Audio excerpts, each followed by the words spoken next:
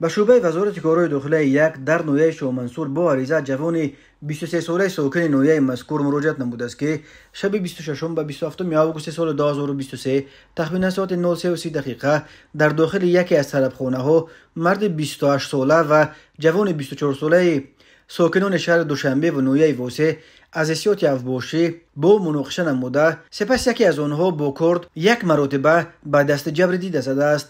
در نتیجه جبر دیده جراحت جسمانی برداشته در بیمارخانه بستری گردیده است. اوی بین حادثه تفتیشات ادامه دارد. به شعبه وزارت کارهای داخلی در نویه اسماعیل سامونی با عریضه مرد 28 ساله ساکن نویه مذکور مراجعت نموده است که در دوام ماه آگوست سال 2023 در چند مرحله شخصان نامعلوم وارد مغازه‌اش در بازار کوشانیان شده از آنجا 24,000 سامانی را دزدیده از جای حادثه غیب زدند. هنگام گذراندن چهاربینی اپراتیوی جستجویی از جانب کارمندان میلیسیا معین کرده شد که جنایت مذکور را مرد 31 ساله ساکن پایتخت صادر نموده است. اینچنین به شعبه وزارت کارهای داخلی یک در نویه شاه منصور عریضه زن 29 ساله ساکن نویه مذکور وارد گردیده است که 24 آگوست سال 2023 تخمینا ساعت 16:40 دقیقه در داخل مرکز سودای صدبرگ شخص نامعلوم به طریق پنهانی از داخل جزدانش همیانش را که در داخل آن 16250 سامانی بود دزدیده از جای حادثه غیب زده است.